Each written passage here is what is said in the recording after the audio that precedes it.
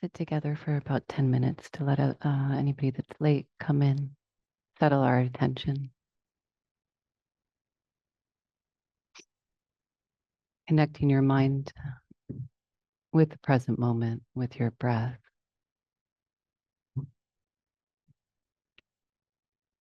and giving all of the momentum of the mind that it took to bring you here settle.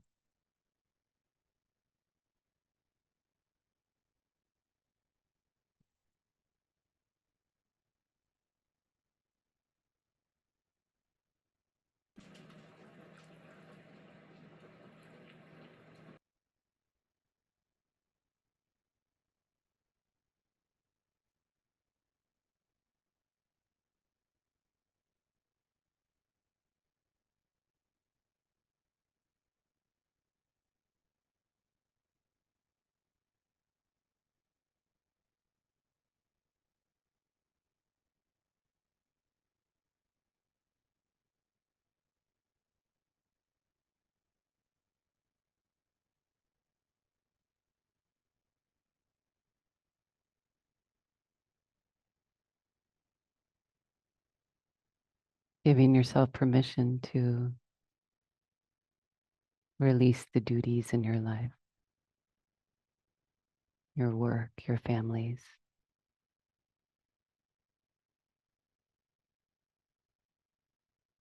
Giving yourself permission to rest your mind on your breath.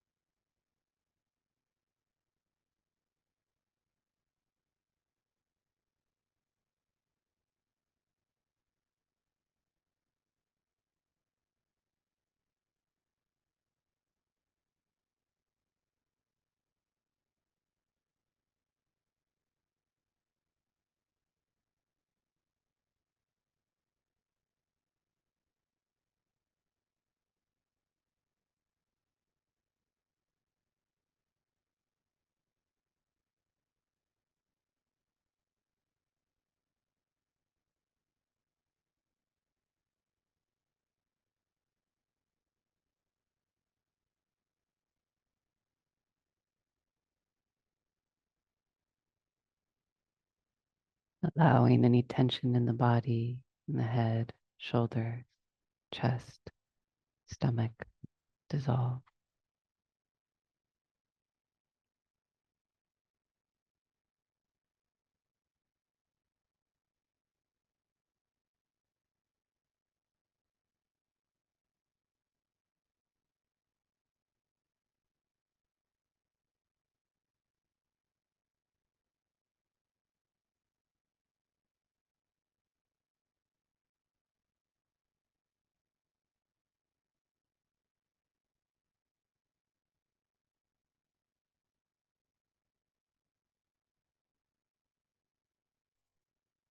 And releasing any sense of leaning into the future.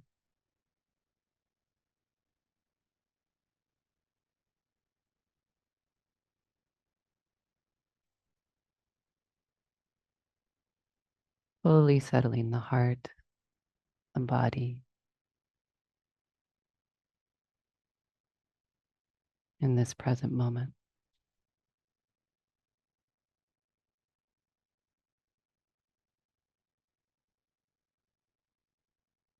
In this one breath.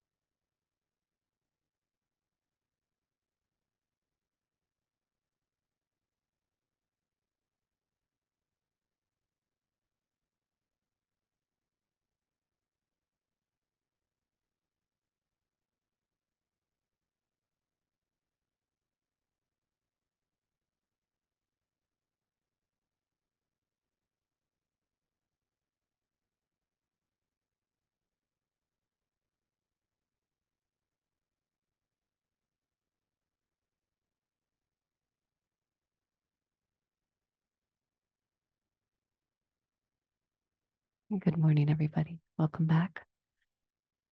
Or welcome. Uh, so I want to review a little bit of what we, the techniques of practice that we talked about from yesterday, that we worked on yesterday, more importantly. Applying the four foundations of mindfulness. So understanding the mind through the study of the four foundations of mindfulness. And, for a beginning of a retreat or a short retreat like this, then we stick to some basic foundations. First foundation, as it's laid out in the Satipatthana Sutta, is the body, and the way that we have been observing the body are the breath and then the sensations of the body.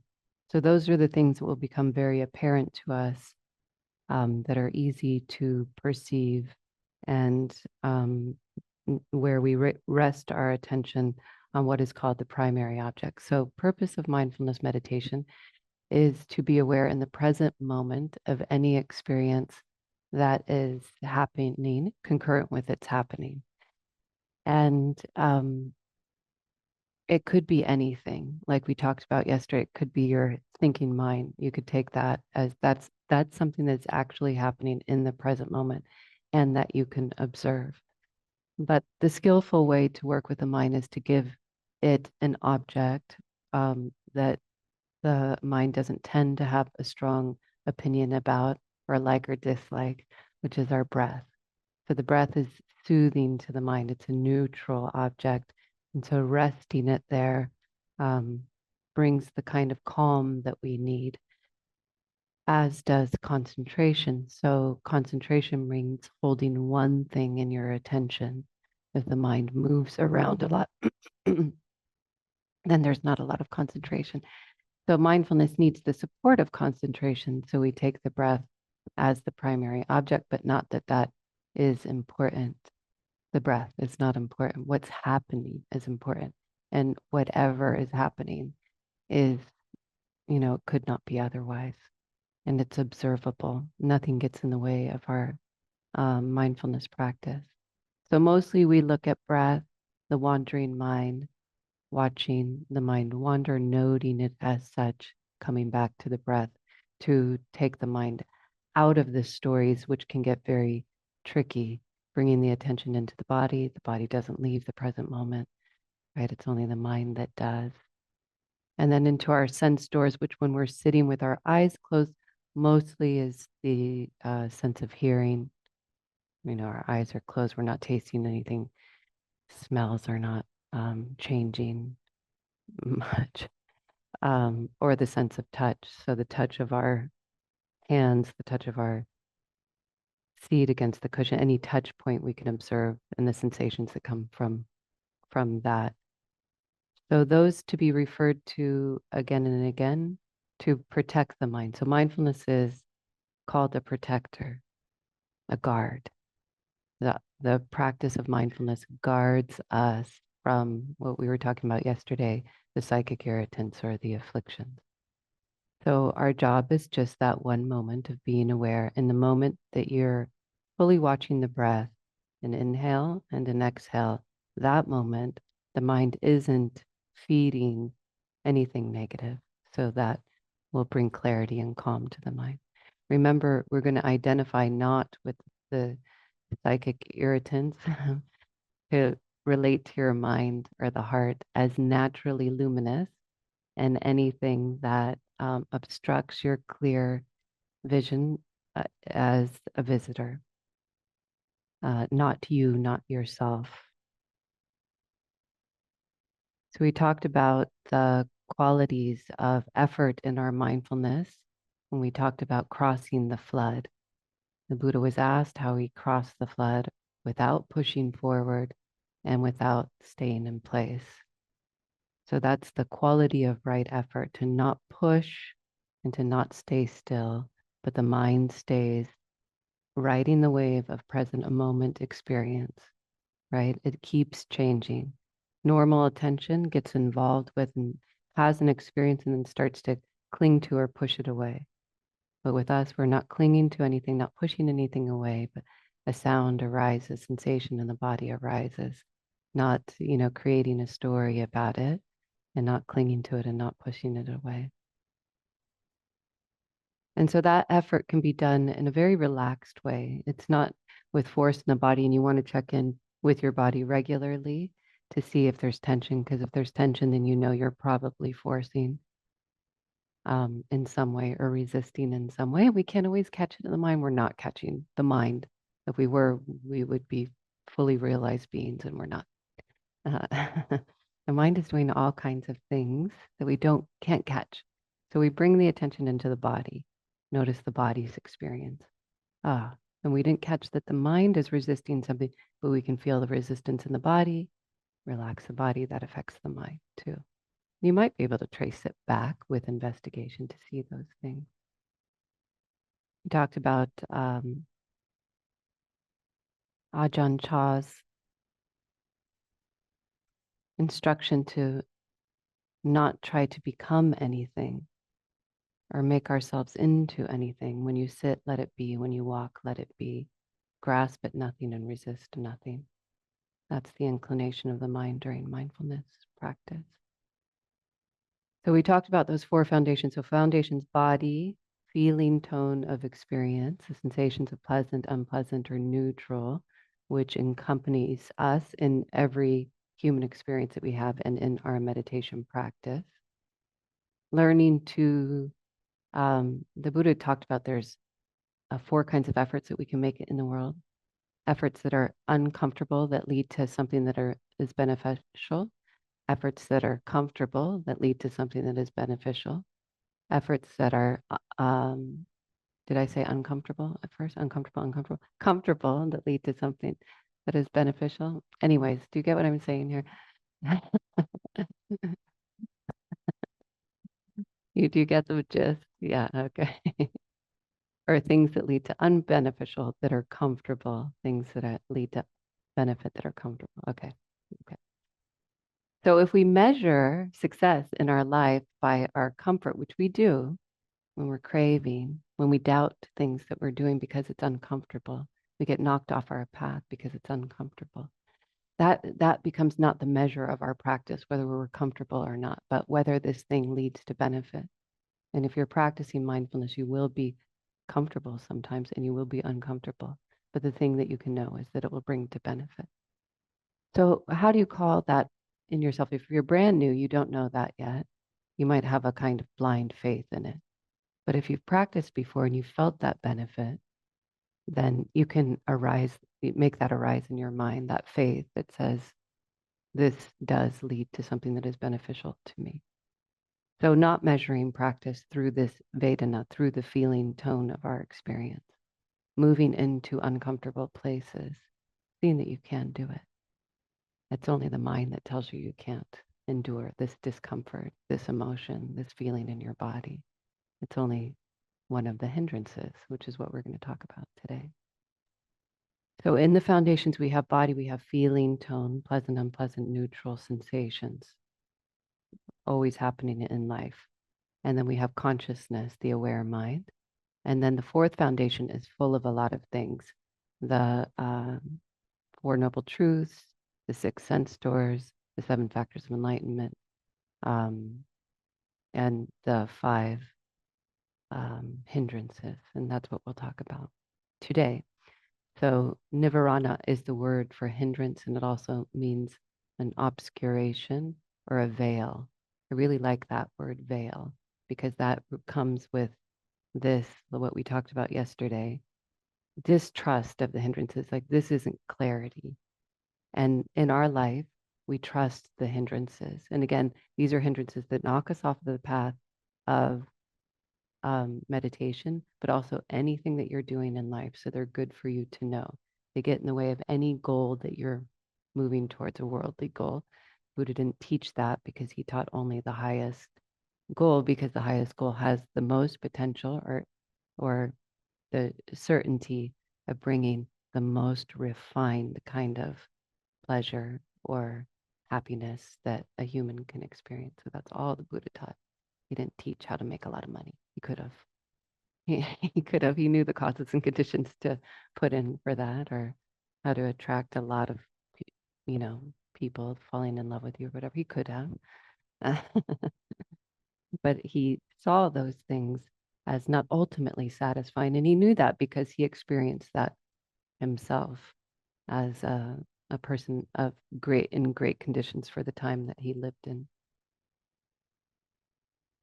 So studying the hindrances in our path, we confront them and we see how they arise in the mind and how they dissolve, how we feed them and how we can learn to not feed them. So they do not arise randomly. They arise out of causes and conditions. They arise out of nutrients. We can feed them or we cannot feed them. And so for the purposes of this weekend, mostly the way we're handling the hindrances is the best way is by observing them or ignoring them, bringing our attention to the breath, because in a moment that your attention is on the breath, then you're not feeding the hindrance because they're fed through thoughts and you're not thinking when your attention is on the breath. Does that make sense? A lot of people think that when you do, the Buddha taught concentration techniques where you take a single object um, for the meditation object. It could be loving kindness phrases. It could be a visualization. It could be a visualization of a color. It could be just the breath. And so when we do that, we're removing attention from all thinking, and then the hindrances get held at bay. They don't arise in the mind. And so concentration techniques will bring the mind to bliss very quickly. Vipassana, not as much. Sorry. A lot of people think that it's an avoidance strategy. There's this misconception among Buddhist teachers is that somehow an avoidance strategy to not face the hindrances, and it is not an avoidance strategy. You're just not feeding them. They don't exist if they're not there. So you're not avoiding anything. You've removed the mind from feeding the hindrances. So it's a concentration is a technique to get to blissful places, but one wouldn't understand. Remember, this whole weekend is called understanding the mind. How do we understand something? By studying it. And so turning towards looking at and really seeing, what is this thing? You'll see how it arises in you. You'll see how it makes you feel. So if we only did a concentration technique, we could leave that and have some faith still in the anger, some faith in the hindrance. Well, let's talk about what the hindrances are. Hindrances are among a category of afflictive states. They hurt when we experience them, and then they obscure us from clarity in the mind. For those that weren't here yesterday, it's like the story of the Buddha. Angie, you've heard me talk about this already, but the story of the Buddha when he was walking with the 500 monks, and behind him were trailing two people having a conversation, one disparaging the Buddha, the other praising him. And afterwards, the Buddha said to the monks, don't let yourself become angry at people who disparage me. If you're angry, are you going to be able to recognize the truth clearly? And they said no. So relating to the hindrances in that way, I'm not seeing clearly right now, is very, very, very helpful. Like, it's okay. I'm not seeing clearly right now. This is in my mind and I'm not seeing clearly right now. And you can tell the difference, like it comes, like all the hindrances come with these feelings in the body that are painful. The mind doesn't feel bright and clear. And then when they're not there, the mind does. It feels luminous. It feels strong. The hindrances also weaken our system. They weaken the mind. They weaken the body. So the hindrances are sensual desire is the first one. So craving a certain kind of desire that has to do with wanting things to be pleasant. It's not any desire, but having to do with specifically wanting to be comfortable, wanting things to be pleasant in the sense doors. Does So how does that work? And you're sitting, you want a cookie. Okay, that's it. You were fine. Everything was fine. And then the desire for a cookie comes to your mind, right? And then suddenly there's tension. Suddenly there's, I need that. That's what I need. I need that right now. And if we look at that really closely, it isn't the lack of cookie that caused caused the discomfort that you're feeling at that moment. And so um, it is exactly that feeling. And so that is a feeling that brings a reward when we act on it of a momentary pleasant experience. Um, so it can be a very tricky one because we do get that reward. But when we talk about it, knocking us off what we're intending to do, then we want to explore it. We want to look at that, right? You can have a cookie later, it's fine, right? But right now, you're working on this thing. So this desire for things to be pleasant can knock you off your path. And then same if you are when you are experiencing discomfort. This shows up in our life constantly. You start to feel lonely and you grab a cookie or you go to your phone. You start to have an emotion that is difficult, a little bit of sadness, a little bit of anger, and you go and grab something that is comfortable so that you don't feel that. Does anybody do that? Yeah. And with food too, it can be very regular, even if you don't have a problem with overeating. It's something that I do and work on not doing because it doesn't change that underneath feeling. It doesn't do anything to it, but it helps me to avoid it for a little while. And then it makes me ingest useless chemicals or calories or whatever that then have an effect on my body. That's consequential too. Everything is consequential. This we see from Vipassana. Everything, every thought, word, and action is consequential. That's the law of cause and effect that we talk about.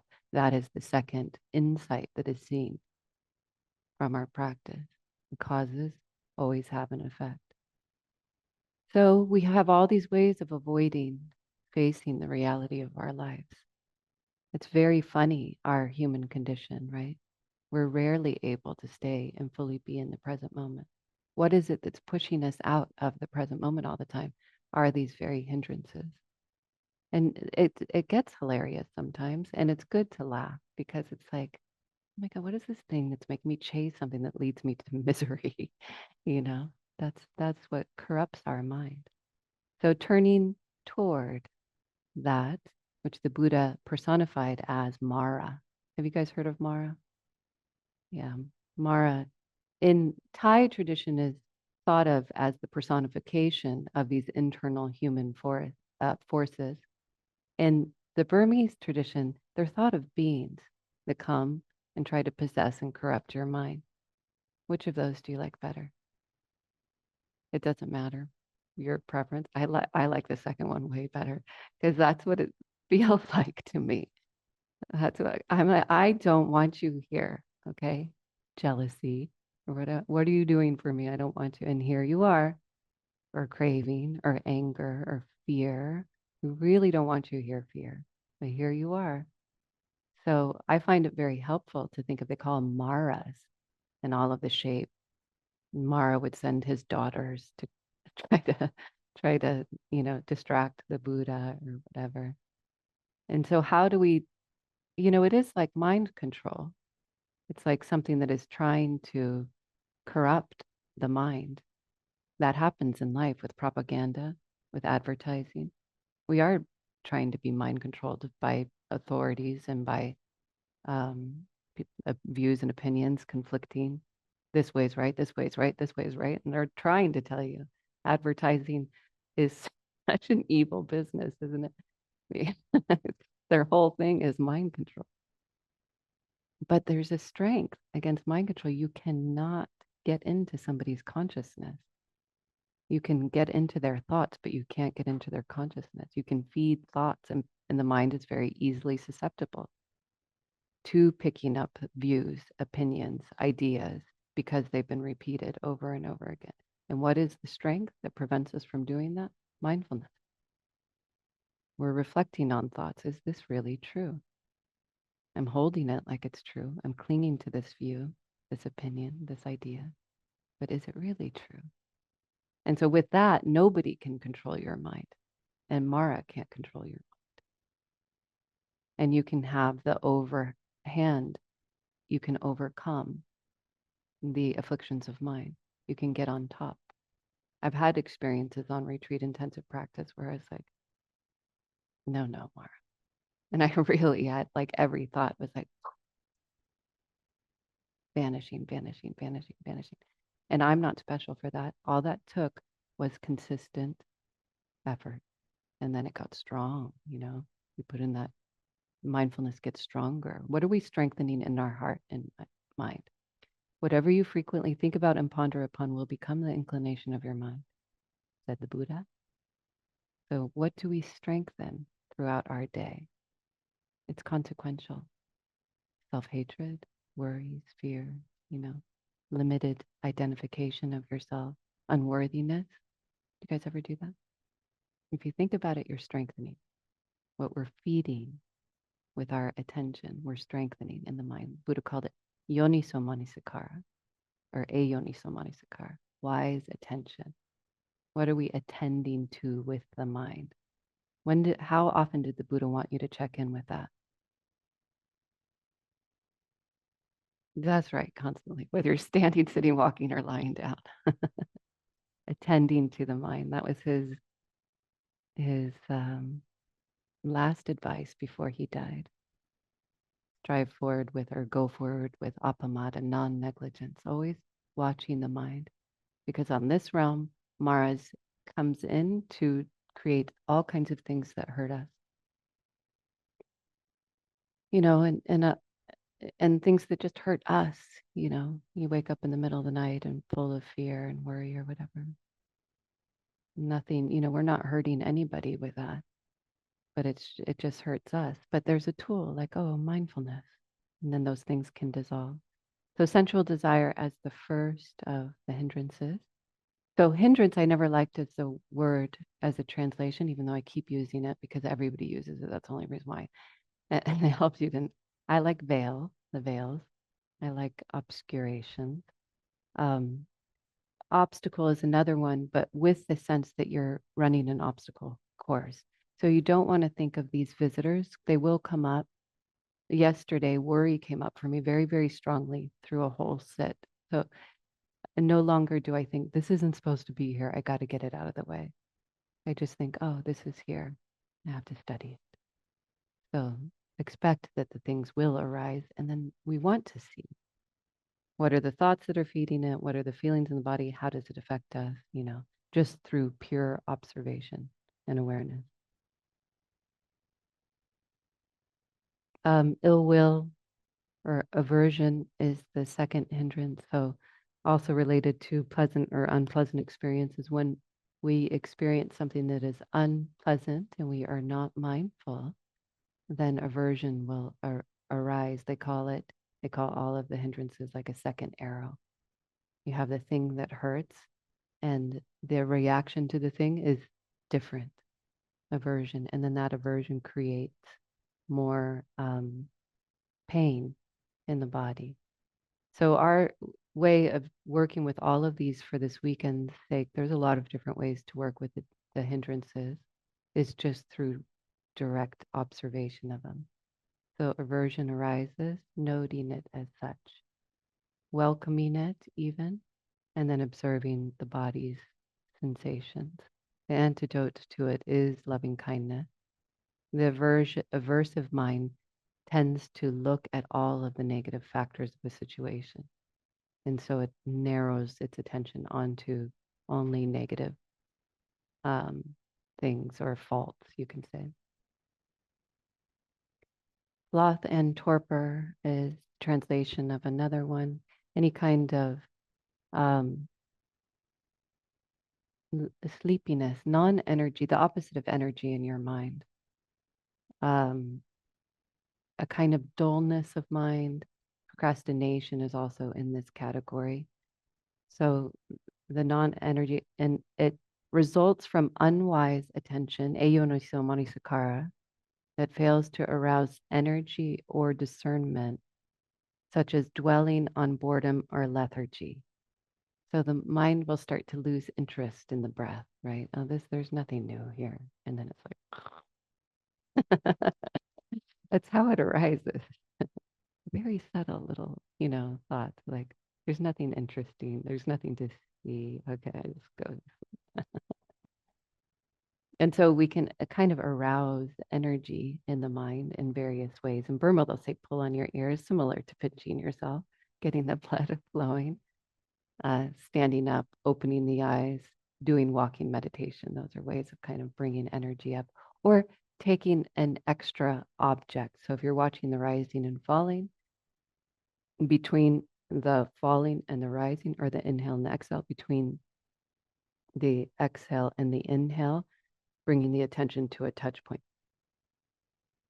So inhaling, exhaling, feel the seat on the cushion, the sensation there, inhaling, exhaling, just giving it a little bit more activity can brighten up the mind. They talk a lot about effort. Sadhu Pandita would talk about effort. It's in the noble path, right effort, wise effort. It's very much emphasized in the path as an important factor. Of course, it's an important factor for anything because without it, you do nothing, right? Focused, wise energy. It's a translation of the word virya, which has within it a kind of uh, courage, as part courageous energy. And that's the way that's the way Sadhu Pandita would talk about it, this courageous effort. So the kind of effort that stays with experience no matter what, faces the discomforts, faces the sides of the mind that we may try to avoid. It takes a kind of courage, a virya. But my experience of energy is a little bit more like the Dalai Lama, who calls it effort, virya, joyful, a joyful energy. There's interest in it. There's a spark. There's curiosity. It's like a spark. You can spark up the mind with joy and with interest in the practice. So the quality of effort then will burn away the sloth and torpor and others of the afflictions too. So effort for me would come with when I was practicing. That energy does not work. It doesn't work. It means there's force. It means there's aversion. It means we're actually practicing with the driven by the hindrances of aversion or clinging or desire. And then restlessness and worry also has boredom and remorse, agitation. It's a mind that cannot settle on the object. It will lift right off of it. We live in a very restless society. So this is a regular hindrance for all of us. I mean, anytime your mind isn't one pointed and focused on a single object, then restlessness is there. So that's pretty much every waking moment of our life. We have this moving attention from that to that to that to that. And what fuels it is this worry sense. I need to think about the future and guard against that, and think about that and guard against that, where the mind overdoes that, because of course we have to plan for things in the future, but our mind does it obsessively and to a degree where it's going towards something negative in the future, an imagination of something negative in the future. And this also manifests from having regret or remorse from something that we've done in the past.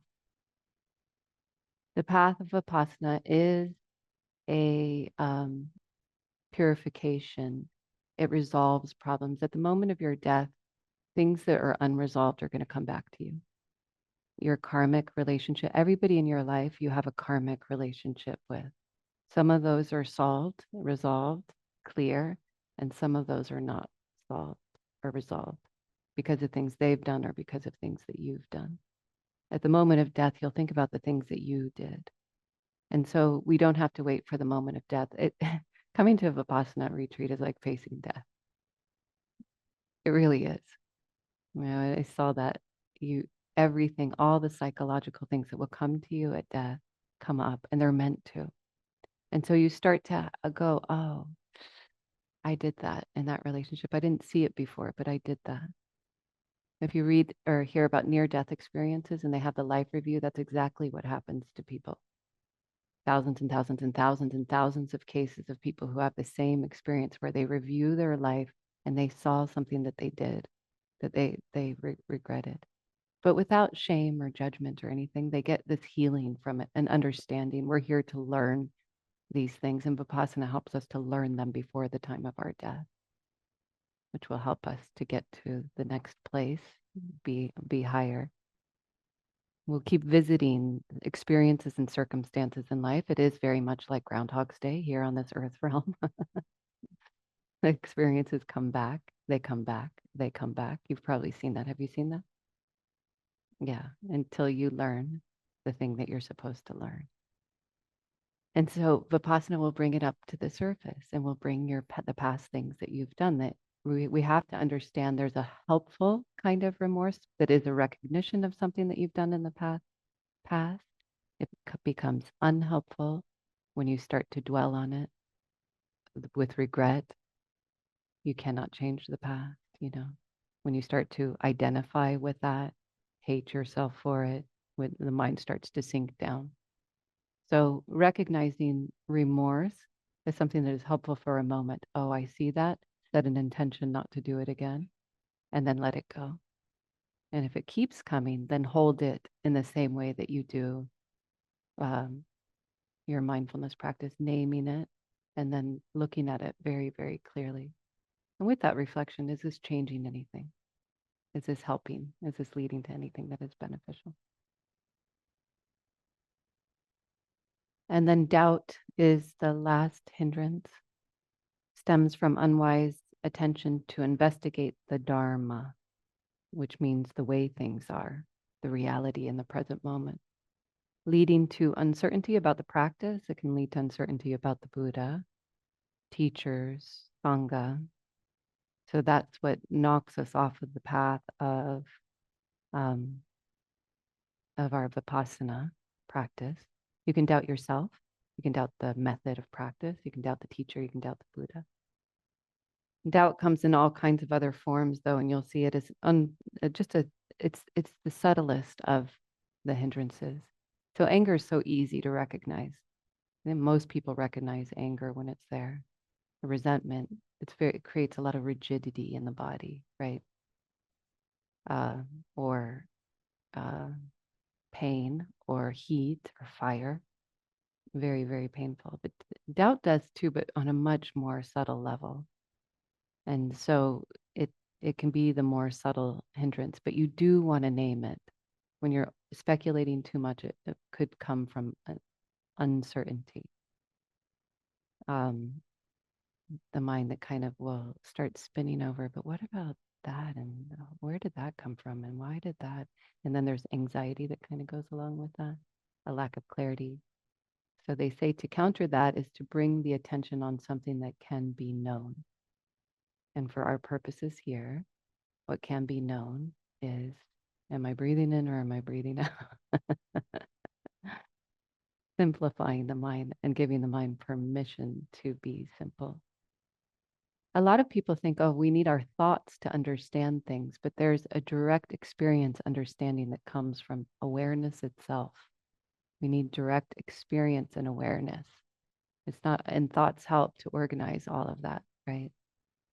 Our ability to conceptualize is good. But we don't only need the thinking mind.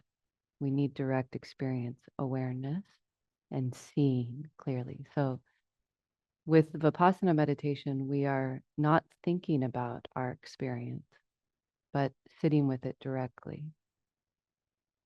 Kind of letting go of our past preconceived ideas and notions about our own selves, even about our feelings, about our emotions, all these things that are so intimate with us. Letting go of all the past ideas and go, am I really seeing this clearly? What is here in this present moment? And not rejecting it as it actually is. There's a pain in my body. I didn't see that. My life, I don't see it. In my life, I have a pain in my body, and it builds a whole a whole thing comes off across that experience. If we're avoiding the pain or not wanting it or turning away, and that makes us do this and that makes us do that, the proliferation adds upon it.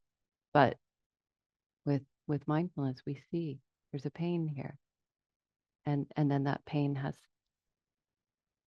time to come to the surface, to process, to heal. It's related to the mind, it's related to the body. All of this is interrelated. And so healing happens. So you're here for healing.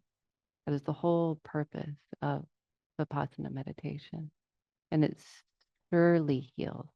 We take refuge in your own awareness to heal your mind and your body. Yeah, it will. And there's ever higher states of consciousness that can be experienced directly, joy and bliss and clarity and a brightness of mind and a deep compassion for yourself and for all beings, that it is rising above the hindrances that try to pull us down. The mind is always trying to be, we're stuck in the mud the majority of our lives. It's normal, what the Buddha called normal worldling attention. Does that resonate with you? If you're not, don't adopt that as a view. uh, but that is normal. We don't walk around in bliss, right? Happy or peaceful or clear or with a calm heart. It's just not the way humans are experiencing their life, but they can through simplifying and then through practice and through living in the present moment, one moment at a time, aligning our awareness with life as it's happening. This. So that's all.